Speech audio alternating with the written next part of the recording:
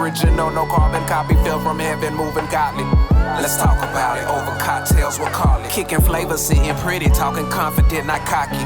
Let's talk about it, over cocktails, we'll call it. Am I sorry that I'm tardy to the party? No, not hardly. Made a quick pit stop, had a cocktail, we'll call it. Let's talk about it, let's talk about it. Let's talk about it, over cocktails, we'll call it. Let's talk about it, how you cocktails, we'll call it. That's how you feel. Let's talk about it, how you cocktails, we'll call it. Tell them why you mad. Let's talk about it, how you feel. Let's talk about it, tell them why you stressed. Tell them why you mad. Tell them why you happy. Tell them why you blessed. Tell them why you blessed. Tell them why you blessed. Tell them how you feel. Get it off your chest. Get it off your mind. So welcome to the show, Milatto. Thank you for having me. Of course. You look so pretty today. Thank you, so do you. Thank you. Thank you. Are you enjoying your cocktail? I am. I love a good dragon fruit. Yes. So we are drinking tonight, you guys, Terramana tequila and dragon fruit chaser. And it is absolutely delicious. So cheers. Cheers. All right. So Miss Milatto. Yes, This name, obviously, I know you get a lot of like, ooh, Milatto, that's so, I like it. Yeah. So tell me about the history of you choosing the name Milatto. So that is actually my real name. Really? Yes. My middle name is Milatto and my first name is Shavelle. Okay. So it's just flipped. I go by Milatto Shavelle. I like that. And then, you have the rapper Milatto, which people still say mulatto, but it's a M-U, so it's mulatto. Oh, I say mulatto. I'm just very ignorant with it. So when people are like getting that confused, I'm like, it's kind of like, when they say, what are you wearing? Where are you going? We're doing this. It's so many, you sound the same, but there's different spellings of it. Yeah. So yeah. I like that. Thank you for letting me know that. That's very interesting because, of course, we've got mulatto. Right. Okay, which I was calling her mulatto. Just the whole LA swang, just mulatto, parking space, a park, we screw up words, but. I'm from LA. You are? I am. What part? La Brea and 6th Street. No way, La Brea and 6th Street. I am from La Cienega and Hallowell Drive. So right before you get that sunset, come into. Oh my! Don't tell me you're a Pisces. No, I'm a Virgo. Okay, it's okay, guys. She's a Pisces moon. I am a Pisces moon. You are? Yes. This is a good night. I am a right? Pisces moon. I love that. Yeah. I am a Pisces. Okay. Right? Well, happy belated or happy birthday. Happy belated. My birthday was March 4th. We had a 90s birthday party, which was it lit, y'all? It was lit. Okay. It was lit.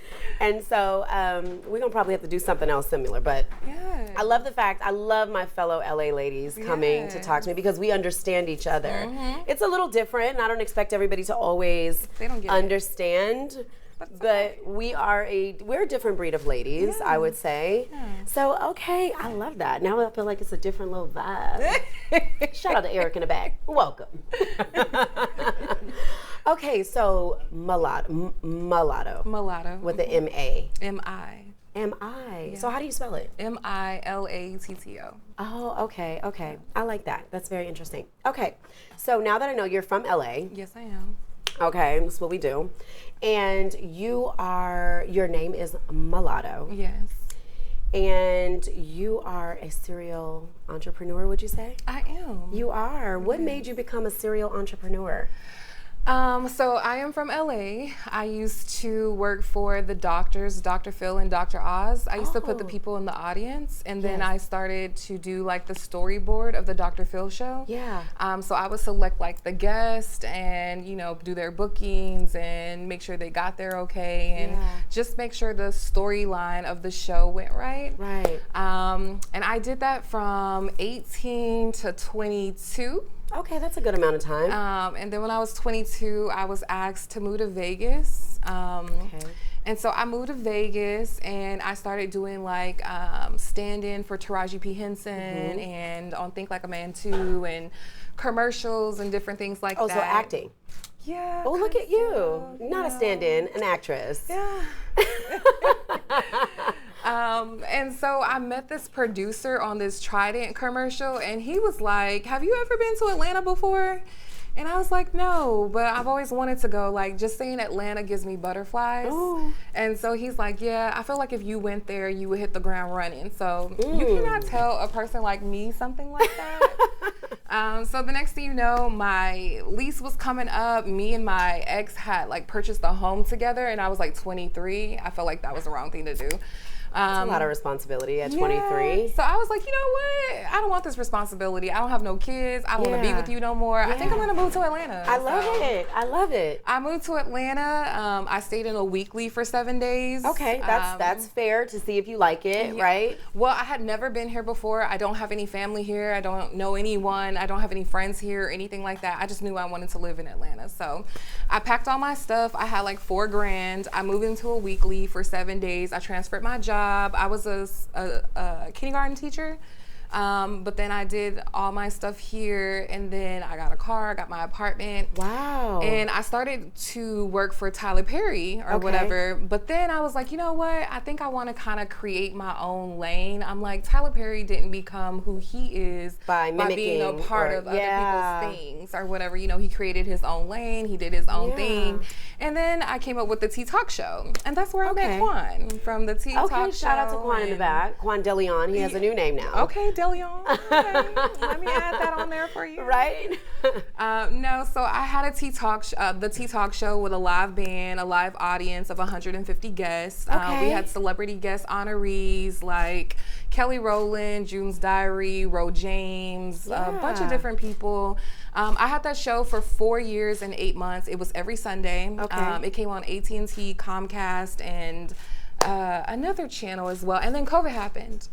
Girl, COVID happened for all of us, and we were all just like, what happened to my dream? Yeah. And it's not that it went away. No, it just had to take a backseat. It actually was a great thing for me because in the midst of that, Summer Walker was my last interview person. I was the first public interview that she did or whatever. Wow. However, I had done like almost every celebrity you could possibly think of that was popping around that time in Atlanta, and I was running out of people. And I was like, okay, God, like, you know, they say like once you hit the peak, you gotta like step out or whatever, or you're gonna hit the ground. You just have to pivot. I wasn't willing to pivot. I'm like, just let me move out. And then COVID happened, and I felt like that was my perfect opportunity to just kind of exit stage left. Exit. So I had a business plan of other ventures I wanted to do, like the Bossy Social Club. I want to know about this. So what was the thought process behind that? So you're, at this point, you're in your apartment, obviously. You're or your home, okay? And so you're thinking about, I want to create another business venture. So this was actually before COVID and before I stopped the Tea Talk Show. I was going to start the Bossy Social Club. So Bossies is an acronym for Boss Besties. I wanted to create a safe space for women to get together and kind of, you know, be around like-minded bosses, be able to collaborate, be able to pop your shit without feeling like, you know, you're bragging or like you're flexing or flaunting, because everyone in the room has as much accolades as you do yourself. So yeah, I was moving here from a different place. I also realized that a lot of other women moved here from different places and they didn't have like a support system. And so you know how they say it takes a village to raise a child?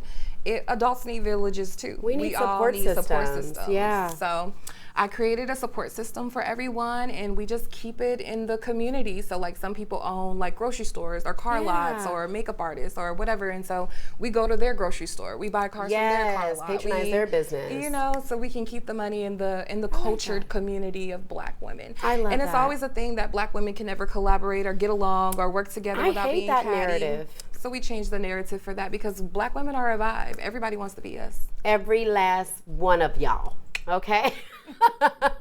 But yes, we do. We pop. And when we pop our shit and we do our thing and we stand on business. Yeah, and we look good while doing it. And we look amazing. And you're smart. You're not even dumb. I think, and you actually hit a key point. I really, really, really want so badly for us to really kind of learn to congregate together and get along, and it's okay, girl, like you look good, and let me fix you, let me make sure you're okay, but let it be sincere and authentic. There's not a lot of it. No. And I just don't understand what the disconnect is. There's no competition when you're in like company. Yeah. You I know? feel like a lot of people think that, like, oh, if I fix your crown, my crown's gonna fall off. Or if I put you in a certain room, then, you know, maybe you'll overshine me. But I'm a strong believer of what's for me is for me. That's we all me. have our, you know, little journeys that God created for us. So you're gonna get yours regardless if I'm in the room or not. That's how I feel. I feel like, you know what? You actually gain more blessings, and you're not doing it for the sake of gaining more blessings, but it's more so, what do I lose by helping you? Nothing. First off, I think that we operate too often in egos. Yeah. And so sometimes we just have to set those egos aside and say, you know what? I want to help this sister, because if I don't help her, who's going to help her? Because other people are not going to help. No. They're going to find ways to tear you down. So speaking of Women's Month, right? It's Women's History Month. Right. This is the perfect conversation for that. Yeah. I promoted Black businesses in the month of February. Oh, nice. And it was something that we just tried out to see what type of traction we would get. Okay. There were so many Black businesses that wanted to come on. We showcased as many as we possibly could. We still have episodes that we still need to release. And it's such a beautiful thing, to the point where I talk to the team and they're just like, Carly, let's keep it going. Aww. And so I'm like, yeah. So we bought product. You know, Elam was one of he's a relationship coach. He was one of our guests on the show. I mean, we had DJ Core Hershey in the back. That was one of our guests. I mean, we had so many different Black entrepreneurs that came on. That's really dope. And I want to share my platform. Kudos to you for that. Thank you. I appreciate that. Of course. But this is what we need to do in our community, because if we're not doing this for each other, who's doing it for us? Yeah. And I just want us to get beyond that glass ceiling, okay? So people like you are needed. So continue to perpetuate creating these communities for women that look like us to promote our businesses. I appreciate that. So I do have a question. You're welcome. So I have a question for you. Okay. Did you ever get cold feet? And at what point did you say, oh shit, like, can I really do this? Like, you really had to rely on faith doing all these things. Yeah, I feel like almost every other day, especially with being like a community leader and then having so many brands that make such an impact on other people or whatever, you can kind of feel like you fall short in some areas. Yeah. However, I totally believe that I am aligned with my purpose. Yes. And so although I may feel like I'm falling short, I know that God's gonna pick up the rest of the space that I lack. Let me tell you, I love it. That just gave me a whole aura. And I love that, because I feel exactly the same way. I feel like, you know what? I'm living in my purpose. And people have to understand, when you're living in purpose, like, the path is so much easier. Right. Not to say life is easy. Because it ain't. But because it ain't, okay? And especially being an entrepreneur, like, it's not easy. No. You know, I have a candle company. Oh. And so, yes. I love a good candle. Oh, honey, I got a good candle for you. Okay. So I have a candle company, and it's one of those things that it actually brings me joy and it brings me relaxation. Do you pour it yourself? Yes. Okay. I have a whole lab at my house. Oh, nice. And so, yes. So I make sure that my energy and my aura and my whole mental zen is completely intact before I start making candles, because it is something that is created with intention. Yes. So I want to make sure that when I'm creating this candle that people will smell and they'll burn, there's good intentions that are put into this candle. I'm not on the phone. I'm not upset. I have a whole playlist that I listen to. Like, I'm very intentional, because it is a craft of mine and I enjoy it. Yeah. And so one day I'm going to have a store that you go into and you actually purchase your candles along with other self-help products. Okay. Because I'm all about us. Yeah. How can we create these communities to really plummet us and really support us? Right. Day by day, being a better person. Being a better person. And I think that some people have to understand that being a better person is not a bad thing. It doesn't take from you. It actually helps you with your internal growth. Right. So, yes. But anyway. So tell me more.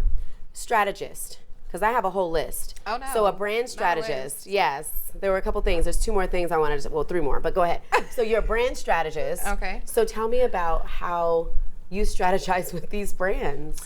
Yes, so I am a brand and event strategist, and pretty much when people hear branding, they think all things marketing. But branding and marketing are not the same thing. So, and then also when people think of branding, they think of a logo and your color theme and what you can smack your logo on and stuff like that. But that is literally like just the tip of the bird. So when you plant a seed, the roots grow first before everything blossoms or whatever. And so I help brands lay that foundation of their roots or whatever. Like your brand technically is a person. It has characteristics. It has, you know, what makes people buy your product or whatever. Especially if your brand is faceless. If you don't have someone to resonate with and stuff like that, what makes people buy your product and what makes you stand apart from other people? Yes, I think that's important to know. And I'm really big on brands giving experiences. Yes. So like even for yourself, as you being a candle creator and selling your candles and wanting to do I truly believe you should do like a candle workshop and or a self-help course or you know, something like that where they can come in and journal and do a candle, maybe manifest and then leave. So just different ways to put your brand out there because content, events, and your brand personality matters. Yes, and it's cross-marketing also works with us. And so I think that's so important. Like, for example, I have people reaching out going, I want to buy candles. Yes. And I'm just like, okay. And so what I did was I put it on hold to revamp my basically give it a rebrand. Okay. And so I'll try out different fragrances and give them to my friends and say, I want you guys to try them and let me know how it burns. Yeah. Let me know, like, I am such a perfectionist when it comes to my business because I feel so often, I'm getting ready to take it there, y'all, that with Black businesses, oftentimes we cut corners. We do. And it really frustrates me because I want so badly to patronize our business more often than not. And what frustrates me is because I can be so anal, I mean, I'm sitting here like fixing you, trying to make sure, because I'm so anal oftentimes and I'm spending the money, I really just want the product. Right. So if the product is not gonna give me an A and it's really a C product, then give me the C price. Don't give me a C product and an A price. That's right. So my thing is, because I'm going to patronize. Yeah. But we've got to button things up to make things. So that's why I pulled my brand back. I'm super busy with the show. You know, I do, you know, I have a regular job. I'm a consultant. So I'm helping people build their businesses. Right. And I'm just like, I got to get back to mine. Yeah. You know, but I don't want to prematurely just throw submit. anything out there. I don't want to do that because I feel like I represent not only my brand, but I represent people that look like me and their brands. Yeah. So I never want to be that Black business that's half-assed. Yeah. You know what I mean? It's a lot of that. A lot of the people in our culture feel like if they get a logo, they own a business. Girl. And then don't or an LLC. I was just about to say, don't let them get an LLC. Like, because then they feel like they unhit the jackpot. Yes. And most people do not understand that your LLC is literally you renting your business name. Tell us about that. So if you just get an LLC, you're renting a business name. A trademark is what accomplishes you of ownership. Yep. So you can have an LLC. You can do all the promotion in the world. You can be top line, dollar, top tier company, and I can go and buy your trademark, and now your company belongs to me.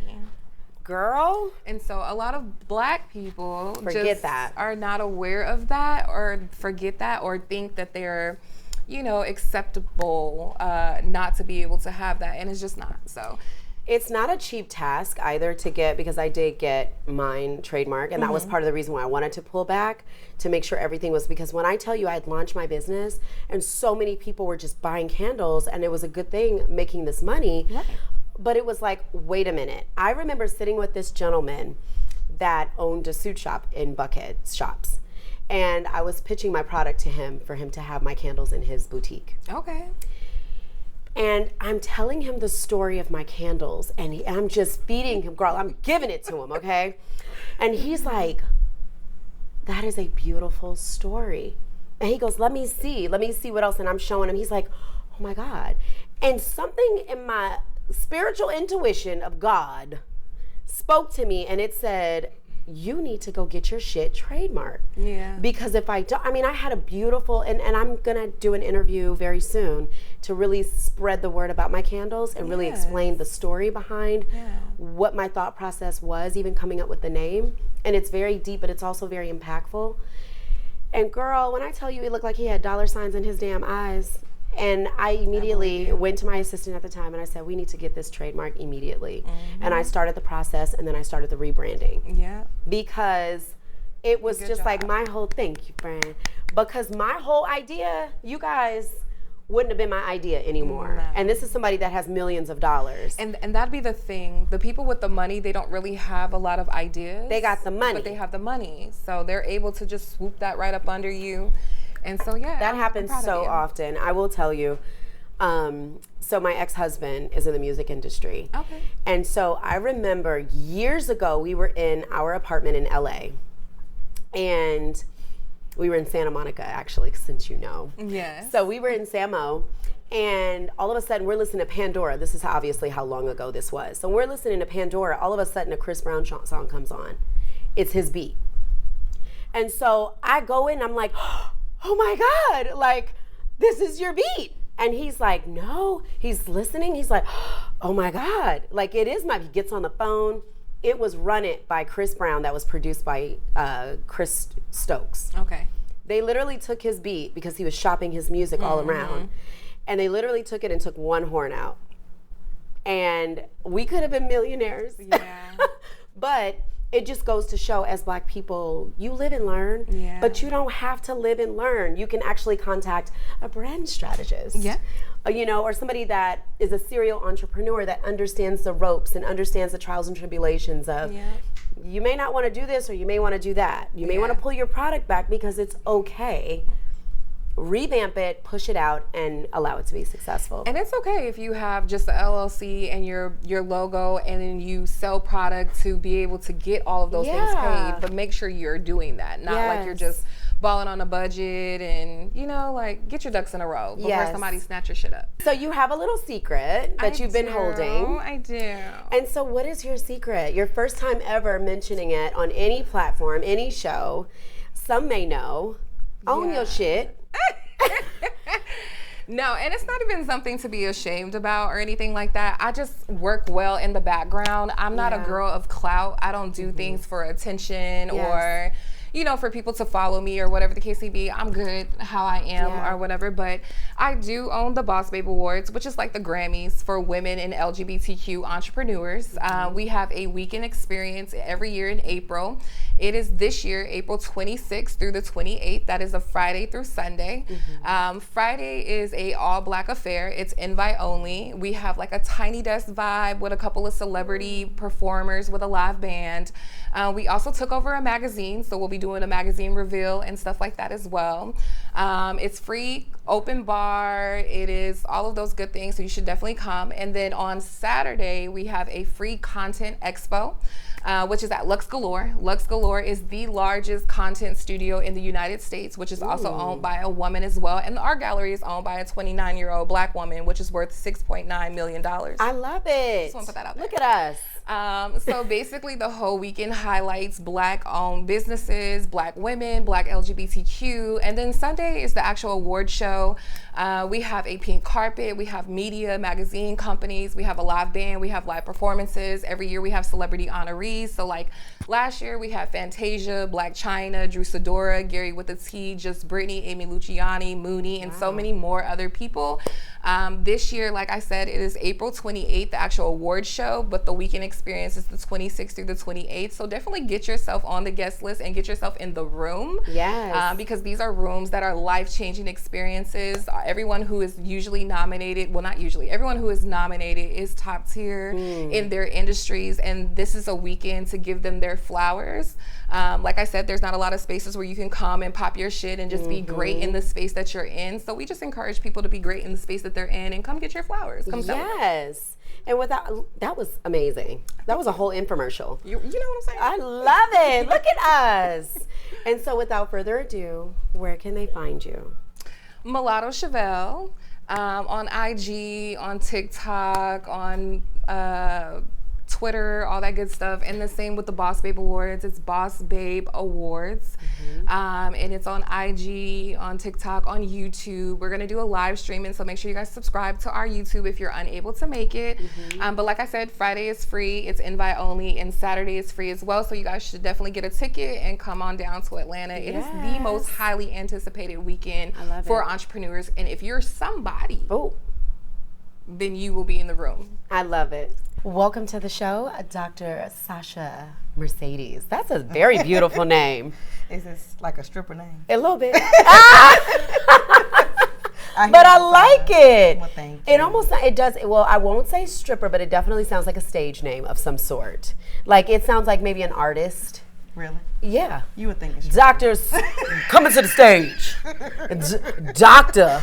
And what kind of ever doctor do you want? Sasha Mercedes. Yeah. That's it. Okay. But far from it. Yeah. And you are a doctor, a real certified degree doctor. Yes, ma'am. And what type of doctor are you? I'm a psychologist. Oh, a psychologist. What made you want to get into psychology? Because I wanted to know why people were acting so crazy. I know that's right. We got some crazy people in the house tonight. So no, seriously, I just wanted to understand why people did the things that they did. What were they thinking about? Right. So what was the moment where you were like, damn, I really need to understand. Like, this is what I'm doing. I don't care. Full throttle. I need to understand. When it was affecting my family. Oh, this was deep. Yeah. When it started to affect my family, then I had to really figure out what was going on and understand it better. Yeah. Were you able to diagnose people in your family? Absolutely not. Oh, damn. I was really keen on the absolutely part. No, because it's first of all, it's unethical, but at the same time, I'm going to be looking at your past and what you did to me and all these other things. I can't diagnose you. And you can't separate the emotion from it, huh? Yeah, no. Do you still, like, in your mind sometimes, like, you're like, I know what you got. Yeah. She says, I know your issue. Yeah, it's hard to turn it off sometimes. Right. So everywhere you're going, you're kind of like, okay, you're working. Turn it off. Yeah, absolutely. So tell me this, in the room, because we got a little audience tonight, y'all. We having Taco Tuesday. And you don't have to name anybody, but did you see different personality types in the conversations that was going on? Absolutely. All right. Look, everybody like, what you say about me? Oh, tell me the most interesting thing that you noticed in some of the personalities, just in the company. Travis, I would say he's. Damn, she just called his name. He stood out. Travis. Yeah. So what do you think about Travis? Trav in the back for those that watch the show. I just think he's got a interesting personality. Yes. And that's a positive thing. Yes. Not a negative. Trav has a really good personality. Yeah. I think he's a great guy. I think he's going to be a good husband one day. He decides to be a husband to somebody. Okay, if he decides. Oh, okay. Oh.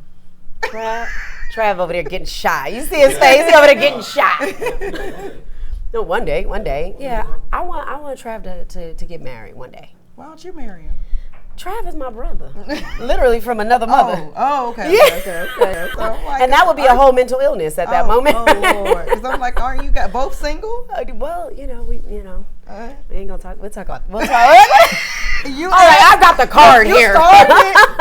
You started it. Okay, so Trav. Okay, so did you notice? So tell me about my personality. So if you were sitting with me, and full disclosure, this is good stuff, guys. Tell me what you think about me, like if you had to diagnose. I'm not about to do that. Do it, friend. I want to know. No, ma'am. No, but she said I'm not a psychic. I'm a doctor. Honestly, I would need more from you besides the fact you're bubbly. I would say that you probably, and I could be wrong, would be the type of person that would not show what's really going on. Yes. You mask it. I do, because I don't have time. Mm-hmm. So I'll do my crying in the shower. Mm-hmm. I cry in the shower. And you're the person I would have to pull everything out of. And nope, I come in and be like, okay, is it just me and you? Tell you about this motherfucker. It's just, so, like my ex-husband was texting me. I said, I can't stand his ass right now. I was telling Quan, Q DeLeon in the back, I said, oh my God, he's so narcissistic. Oh, here we go. Oh, no, he is. No, but I love him. I care about him. He's a great person, but he is narcissistic. I mean, his own mom, rest in peace, said the same thing. Oh, wow. So, it's a true statement. So, but I do see those personalities. I myself, I'm not a doctor, but I'm able to see these people with mental illness. Oh, absolutely. So you also specialize in mental illness. Absolutely. So let's talk about it. Okay. How long does it take you to diagnose somebody with some mental illness? Well, unfortunately, we have to do that pretty quick. In order for us to Really? get paid, yes. We have to diagnose you in the first session, whether we know what's really going on or not. Really? Mm-hmm. A lot of people don't know that. In order for me to submit my claim, I have to have a diagnosis attached to it. You come in here, I have to just come up with what the best thing I could come up with. In order for submit you, it. That is not fair. It's not fair to but you. It's reality. And it really. So what would you say in the higher percentile are the most mental illnesses that come across your office? Anxiety. Well, I definitely got that. So, Anxiety. I mean, anybody else, do you guys suffer from anxiety as well? Yeah. A lot, and the entrepreneurs. We got everybody in here is an entrepreneur. I would say everybody on earth suffers from anxiety. You to be think honest so? with you. Absolutely. Well, I'm gonna tell you one thing, and I don't mean to be a politician here, and these are my views. Mm-hmm. When Donald Trump came into office, it gave me the most anxiety. It flared me up the most because I felt the most unsafest as a black woman in America. It should have made you feel like that. It made me feel like that too. Yes. Okay. Well, then, all right. Then here we go. I'm not alone here with Yeah, this. absolutely. It was, especially, having to travel for work and go into places like Kentucky or places like, Alabama, or Tennessee. Where I'm from. Oh, okay, Alabama. Yes. What part? The part that's very famous for the folding chair. Montgomery. Everybody else know it. Montgomery. What did you say? Did you know any of the people fighting? Girl, no. I was trying to look though. I know, like, I let was me see trying to who that look, is. but no, I didn't know any of them. Do they have like folding chairs at Walmart out there? I think they sold out. Oh my God, who buying folding chairs? You know, it became a popular thing after they used They had them. them, yeah, they had them at fashion shows and everything. Yes. Mm-hmm. So let's get back to this mental illness, because I think that's really. So do you feel as though there's a lot of mental illness in our community? Absolutely. And the problem with our community, we don't like to get help. We're raised on Being strong. Being strong, or pray about it, and just sweep things under the rug. We can't talk about it. Don't talk about my business outside this house. That's how we raised. So You're right, because I have family. I will say I have family in Americus, Georgia, and they are very much like, I don't want my business out, and it's just like it's just family. It's just us, Exactly. And they're just like, no, my business is my business for generations. You know what I mean? And so I'm just like, at what point? But I do feel like we have to create safe spaces in our community. Like for me, I parent very different from the way that my mother parented. Same here. And so although my mother is a phenomenal black woman, I mean, absolutely amazing, I don't parent the same way she parents. I'm more of like, all right, let's talk.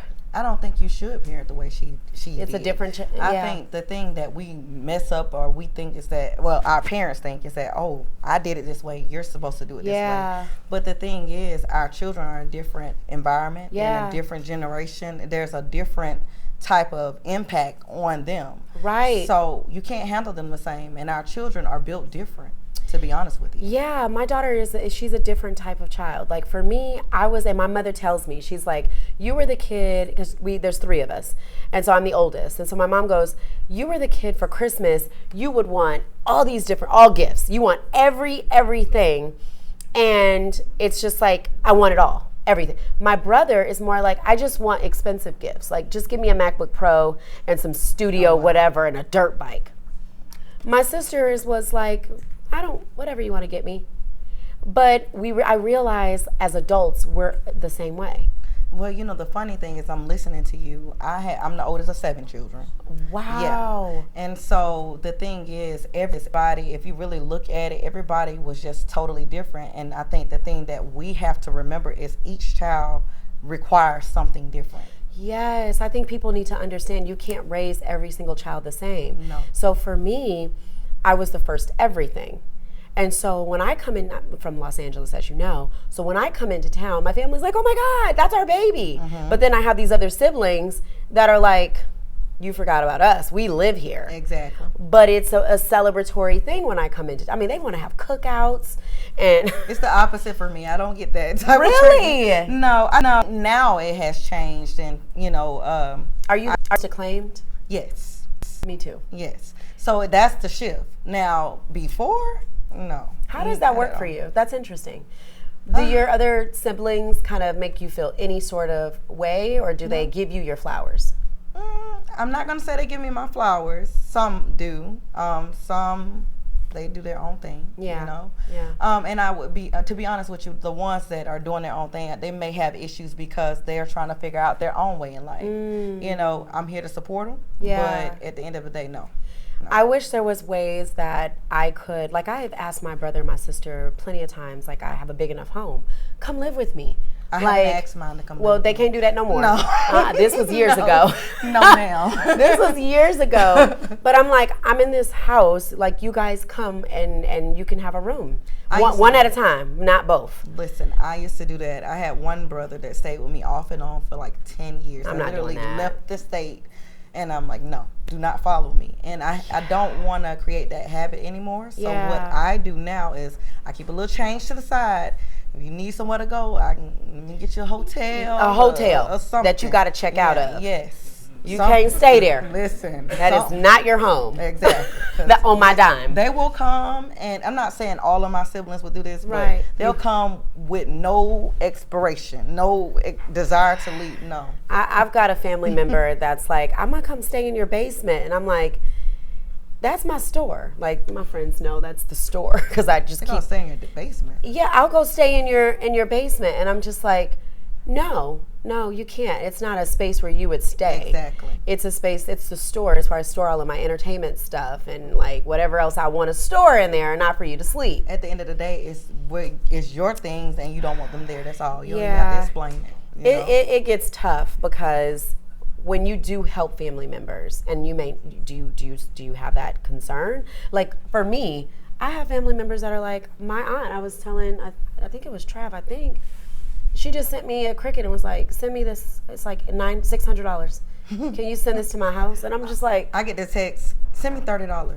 I need gas. I get those too. Or the dry begging. Oh my goodness. What is a dry bag? Well, what is a dry bag? When they get on the phone with you and they don't exactly say what they need, they are not direct about it. I've experienced that too. They'll say, oh, I don't know how I'm gonna get some tires for my car. I don't know what I'm gonna do. I ain't had nothing to eat for 2 days. But you still alive, bro? You still alive though? They would get my ass every time. Really? Yes. Girl, no. I got a text message and it said, I'm at the gas station. Can you send me $20? I don't have no gas. And I'm like, how did it get to the gas station? How did I get here? Right?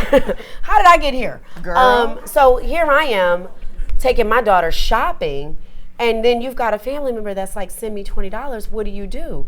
You just send them the money, and you're just like, because it's like you think of it. What you gonna do the next time? There's always a damn next time. That's why you need to say no. So I just ignore the text. I mean, and she watches the show. Hey, sorry. Listen. Just hit me up. I'll send you the 50. Just hit me up because I know that's gonna come. She's gonna keep sending it to you. Don't send me a text. So yeah, that's another thing. So the mental illness is strong in our community. Yes. And we don't. So what advice would you give someone that has mental illness that doesn't know what to do and where to go?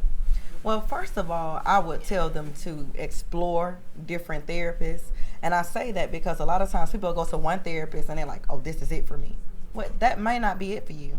You may not vibe with that therapist. You may not feel comfortable with them, you know? Right. So be okay with going and shopping around. Right. And making sure you're comfortable because this is a journey. Right. When you start therapy is not a situation that's going to be fixed overnight. You could be in therapy for years. Right. So you're going to come sit down and waste your money with somebody you're not comfortable with? Yeah. Them lies. I've been in therapy for years. I have a therapist, and she has become like my confidant. Yeah. And as a therapist, you're not judgmental. At all. What's some of the craziest things you've heard? Girl. Tell me. Listen. It's just me and you, friend. I'm gonna actually speak about a person that is no longer here because that's fair. I ain't gotta worry about nobody seeing this and me getting because they gonna see it. Okay. So I would say I had a client for years who had an issue with cocaine. Okay. And so this was when I used to work in the correctional facility doing therapy. I loved it though. You did? I loved it. I used to go sit in the jail cell with them and talk and do therapy. I loved it. I think it's because I would want to be a fly on the wall. I loved it. You don't want to, because I did have one person who got frustrated and wanted the therapist to come and sit down and talk to him, and they decided to put feces on the bars. How was you supposed to get out? Listen, let me tell you something. I know I would have been like, get me out of here, because if he did this. Listen, yeah. Yeah, so that's the type of things. Did you see it happening? Like, you were just kind of like. They took a picture of it and put it on my desk. And then said, do you want to go in there? I didn't go in there. I know you damn for sure you didn't, because you're sitting here. No, I didn't go in there. Because let me tell you, listen, if he wants to touch his own feet, I would never. If you do all of that for attention, then you're not going to get my attention. Well, and you don't really want help. Exactly. You just want to fuck around and you find out. Exactly. That's what he's trying to do. But I saw the picture. So he's no longer with us anymore. No longer with us. And so did he take himself to glory? Well, what he did was, I can't say he took himself. He was using cocaine. And he had this constant cycle of, I'm going to go and commit suicide, but I'm going to go and stand in the middle of the street. And he wanted everybody to see it. Oh, yeah. It's a busy street. But the thing is, he never did actually complete it. He did it so many times, like 40 times, and then finally one day somebody actually hit him. I don't think he did it. It wasn't even the cocaine. It was somebody hit his ass. Yeah. Yeah. Figure that. Yeah. What the hell did... Listen. So you got to be careful how y'all be moving, because I'm going to leave. I'm going to do this. I'm going to do this. And then somebody else will just do it for you. Absolutely. Yep. I know he was shocked out of his asshole when he got to wherever he got. I don't think he was shocked, baby, because he's gone. Well, you know, he got to get where he got to go face his music. Well, and he probably said, damn, I didn't even take that much. How did I get here? Mm-hmm.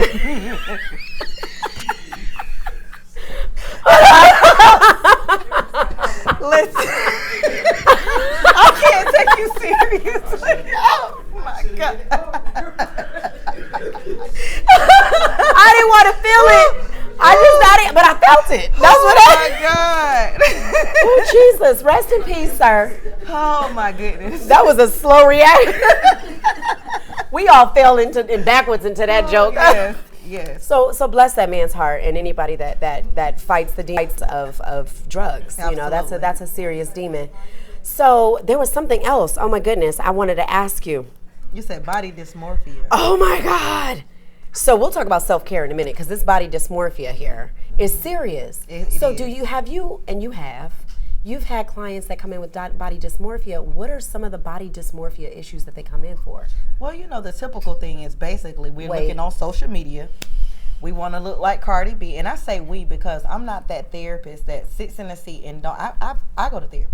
You know? I love it. And I believe that as a therapist, if you can't sit down and work on your own issues, then how you got supposed to fix somebody coming. else? Exactly. Yeah. So that being said, I'll say I suffer with body dysmorphia. You know? Okay. And so some of the issues that people have is, you know, wanting to lose weight, wanting to look a certain way. But what I've learned after going through surgery, I've had lipo 360, you know, after going through surgery and even having clients go through it and things like that, is that we're only searching for the next thing to have an issue with. You're right. Yes. I've had cosmetic surgery before. Yeah. And back in 2014, and it's so funny because I'm like, yeah, I need to go lay up on that table again. Good, though. Yeah, but then like you said, so I feel like, so you know, back in the 90s, right, before all this stuff got popular, these girls had these nice bodies that were just the nice bodies then. Yes. You know, like we look at Trina, right, the artist Trina. We look at her, back in the day when Trina was on Source magazine, she had the biggest ass on the planet. Yes. Trina got the same ass she had back in the 90s. Yes. It don't look the same because of what's constantly being fed to us. You know what I mean? We're like, Trina, baby, you know, that's not the same. It's not assing the way it used to ass. And shout out to Trina. We love Trina. But we just speaking about what it is because. Did you say it's not assing? It ain't assing like it was assing before. I think it's still. It's assing. But it's not the BBL ass. Because Trina had that was real cornbread. Yeah. But You know, the thing is, what y'all get on my nerves. Listen, I'm listening. You were throwing me up over here. And she like, I'm trying to be corporate over here. So the thing is, though, exactly.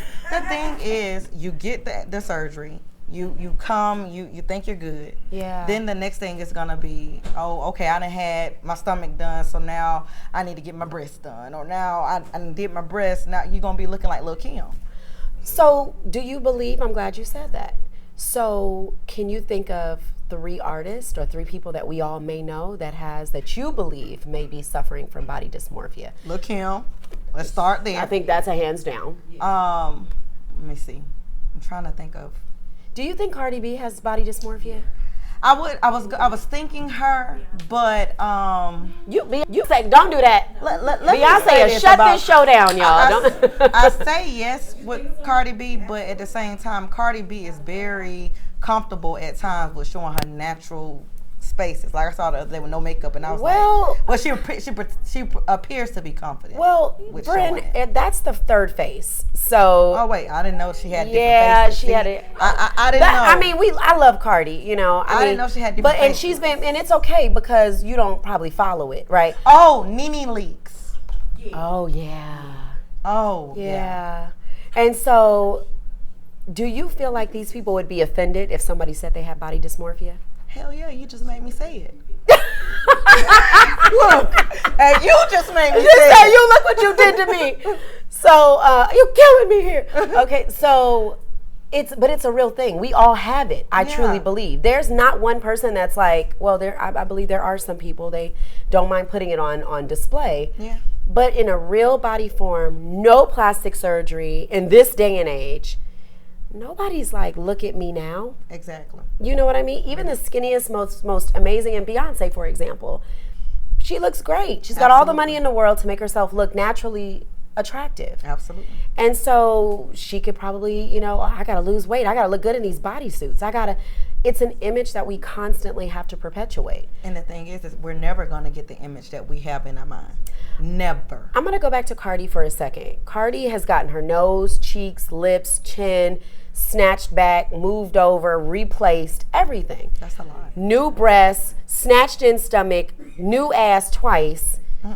And listen, I like Cardi, but I'm just being very honest about it because she's very honest about it. Yeah. So my thing is, what do you think that's doing to the young women? Although some people like to say they're not role models, but we are role models. It's definitely affecting the young women. Yeah. Do you know how many young girls I talk to that are not happy with themselves? They could be the most beautiful. They're youthful, they're beautiful. Yeah. And they're coming in and they're feeling like, I'm not beautiful. They can't even look at themselves in the mirror. I do this mirror activity, make them look at themselves and affirm themselves, but they struggle with it. It takes them forever to say just 1 or 2 things that they like about themselves. Oh God, that really gets me. Yeah. That really gets me because I did some mentoring for when I used to work for Cox Communication, and I used to be on their mentor chair board, and for the young women that went to Chamblee High School.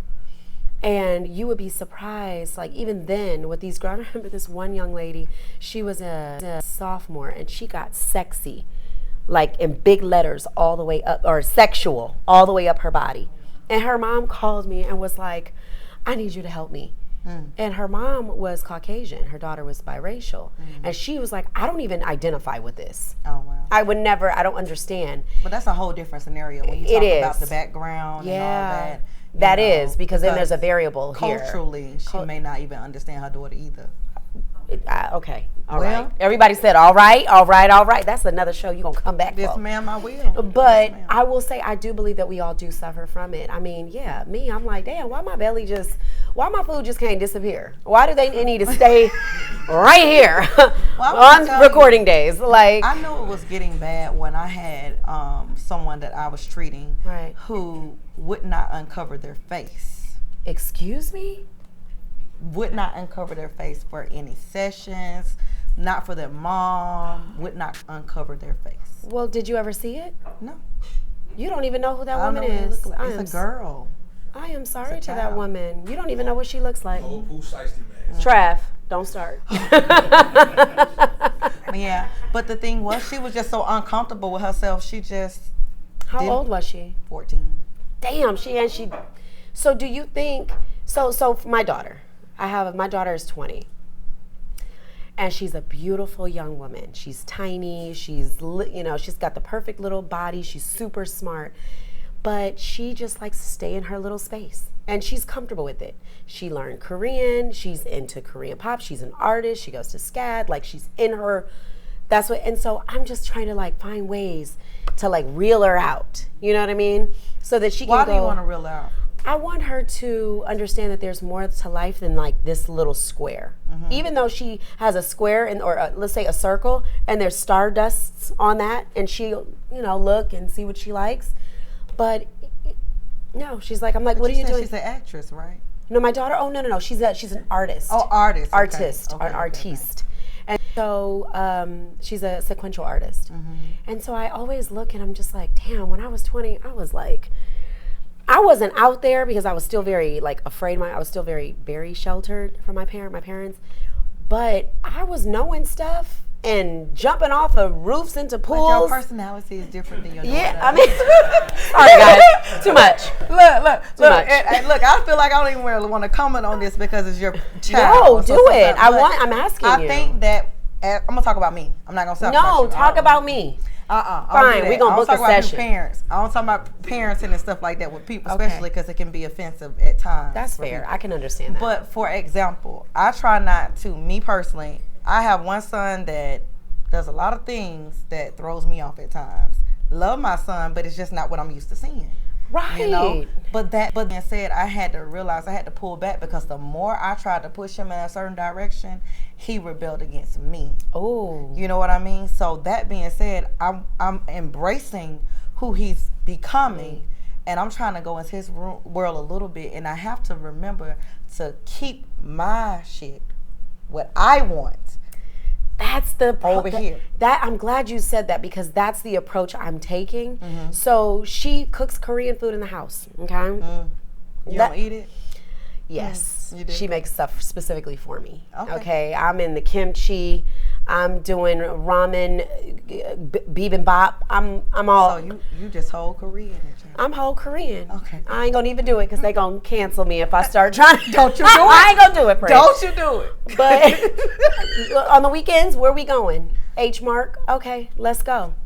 And it's a whole field trip, and I'm just like, just get what you like. That's a whole vibe now, though. My sons are into K-pop. My daughter's into K-pop, understands it, does Korean sequential art strips, everything. It's a bit.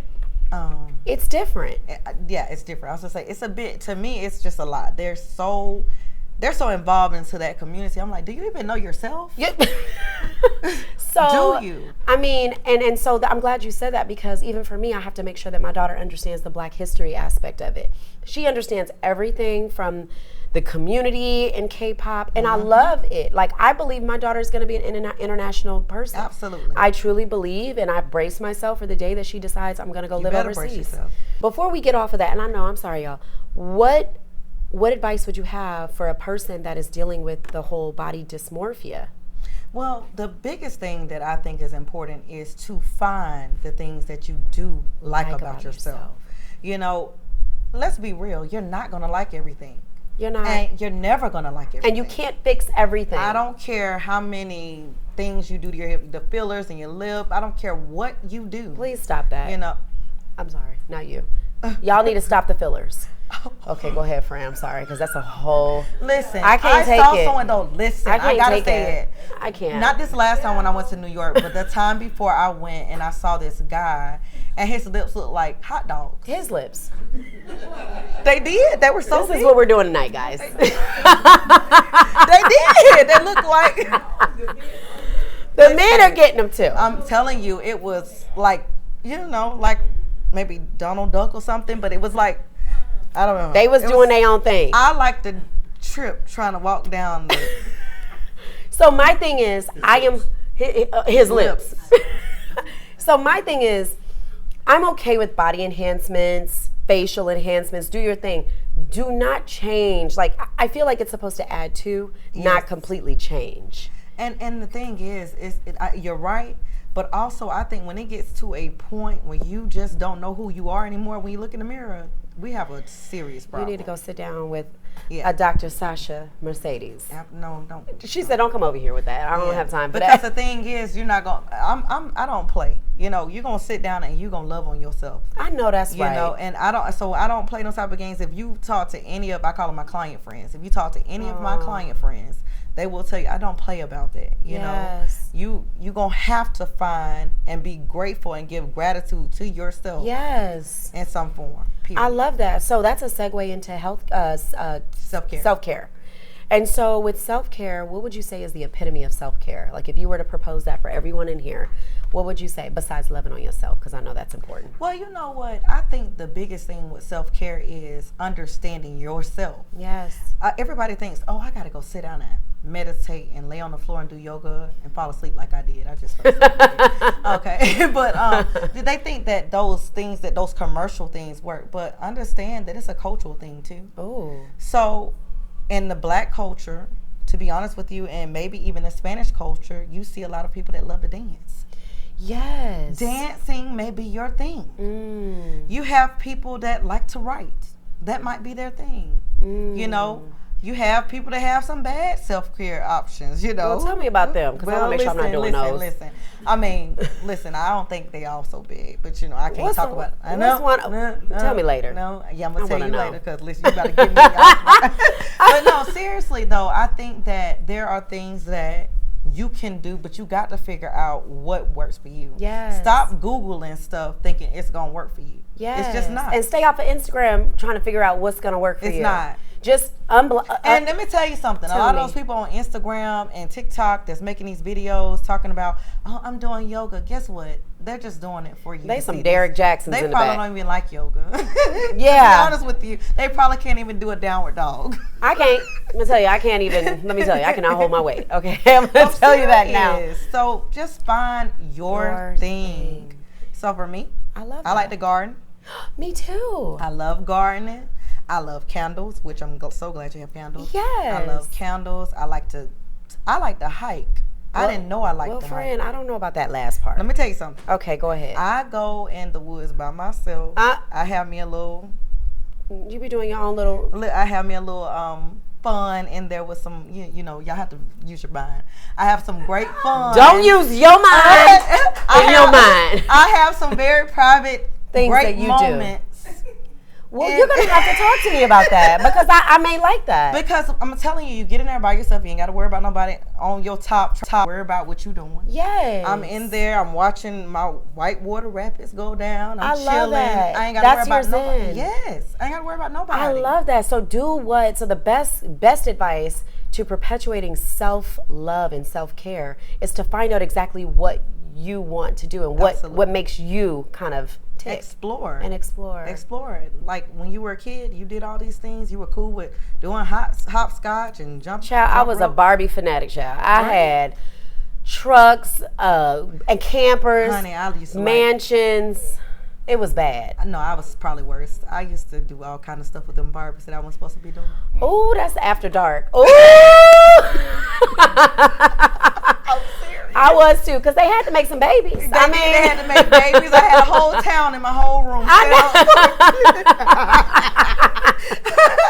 going to Ken house. Right? Ken, who is that? Yes. Right? They had streets and everything. We was doing side pieces before the side pieces was identified. Yes, period. Because why Skipper babysitting all day? Exactly. Go home, Skipper. And they were doing self-care too, because she would take bubble baths. Right. And then they got, Yeah, period. So self-care is the best care. You know what I also have? I write on my mirror. I actually put self-love is the best love. Yes. And so sometimes I get in my whole, like, I don't go to church. I have my own praise and worship. I'm a spiritual person. Too. I believe in God. He is the Alpha and the Omega. I do that in the woods too. Okay. Look, I do that in the woods too. Yeah. And so for me, I feel like that centers me. Sometimes I take baths. I'll make a nice little Epsom salt bath, light me a nice little candle that I make for myself. You ever heard of a spiritual bath? I do that. Okay. Okay. I'll put my little herbs in my own bath. Mm-hmm. And I pray before I get in my bath, and I ask God to just cleanse my mind and my spirit. When I get in this bath, I just want to be zen. I don't have no phone. I play relaxing music with no words. Girl, Anita Baker. Okay, Anita. Okay, caught up in the rapture. Yep. And so, and so that's what makes me. I get in there. I light my candles. I got to make sure my bath and everything is clean, and I just relax. Sometimes I'll go under the water. Sometimes I don't have no phones, no nothing. My daughter knows not to bother me. My dog come in, want to sit down. I'm like, okay, great. She leaves. She just will not leave. Everybody out. Everybody. I be trying to lock her out, girl. Everything. And so that's my zen. And I get out, then I take a shower, and I wash it all my worries and all my frustrations, all my sadness down the drain. Have you ever tried, and this is something that I do almost every day if I can, if it's not too cold. Okay. Going outside like maybe like 5 or 6 o'clock-ish and watch the sun come up. With some but I love coffee, that. your music. Well, you know what? My house rises, so what is it? Sunsets on the west, but it rises it sunsets on the east, but it rises, what is it? Sunsets on the east, but it rises. Rise in the west, I think. Come on, West Coast. Rise in. Okay. Oh, thank you. So what I do is, so my house faces the east. So I see the sun rise. So I can sit on my porch and watch the sunrise. So I'm going to do that. You should. I'm barefoot. And I go out purposely where it's dark and I know the sun is about to come up, and I have solar lights in my backyard. I love that. 'Cause I'm in the country. And That's so okay. My friends think I am too. Listen, I'm definitely in the country, and the lions and tigers and bears. Oh, okay. Well, I'm not that far, friend, but Yes. but so I love that. Does anybody else have any self-love, like quick, not fast, not long-winded? What do you guys do that is like a part of your self-love and self-care? Did somebody? I'm gonna tell you what I heard somebody say. Somebody said sex. Who says? Somebody straight up said That's sex. transfer of energy back there. Oh, you wait a minute. Hold on. Sex can be self-care because you couldn't do it by yourself. So you can do it by yourself. You can't. She said, "Listen, Sex the doctor can be said self-care, and it can be. You can do it by yourself. Thank you, Period. Thank you. I Mr. myself. Elam, that is not what you were talking about. You were talking about the transfer of energy, sir. Okay, we're on to you, okay? Shout out to the relationship coach in the back.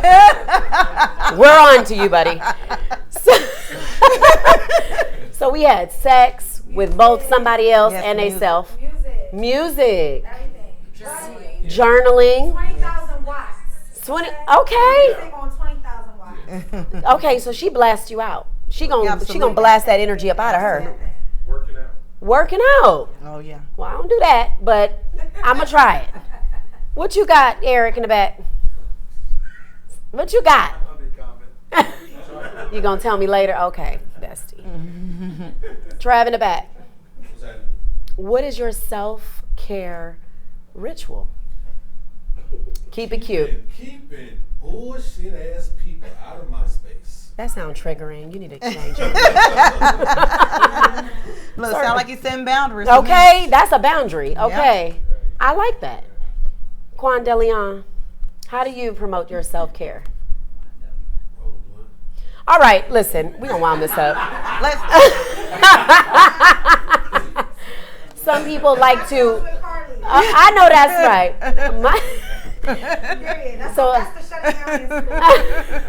So Q DeLeon, okay, he likes to fold clothes, okay, roll T-shirts and whatnot, okay. This is a family. This is a family show. Yeah, you like to fold? What? You like to fold clothes? Let me find out. Oh no. Let me tell you, I'm not a big folder, but I will tell you, I'll wash them. Yeah, I'll wash. Like and I had a fat man on the guest bed that live on the guest bed, big old mountain of clothes, and so that's really good to know, Trav. Thank you very much. Look, you better bring him over there and let him fold the clothes. Period. 400. It's more than a housekeeper. That's a lot. I know, but and for somebody that actually loves to do To it. fold clothes? I say love, I like. So okay, so I love that. We're definitely gonna have to get you back. Anytime. I love it. I really enjoyed you coming. I definitely have so many more questions. I think you're a wealth of knowledge. And very inconspicuous because you was over there hanging out, relaxing. I didn't even know. I tricked you. You tricked my ass. I got more than this when I'm not sleepy. Oh, I got something. We're going to get you when you're not sleepy. So, again, I appreciate you coming and definitely sharing your wealth of knowledge. I definitely hope I know some people in the audience definitely took some takeaways. If you would just let the people know where they can find you, that would be wonderful. Well, first, I appreciate you for having me. Thank you. And you can find me on any platform as Dr. Sasha Mercedes. I know that's right. With that name. Oh, honey. Listen, I have to tell you about my name. I really thought I was going to be able to use it twofold, you know. What people think when they hear your name? Professional and go to the club. Go to the club. We're gonna put this name to some usage, but we're gonna see how far we can get with this name, okay? So I am Cocktails with Carly. Thank you so much for watching. Thank you so much to my audience. Audience, give it up. That's all y'all got? We had Taco Tuesday, you guys.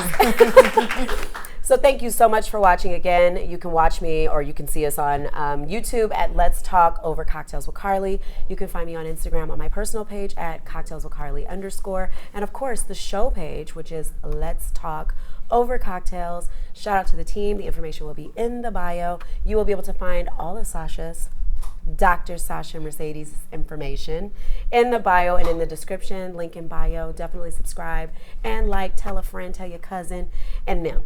Thank you so much for watching. We will see you guys next week.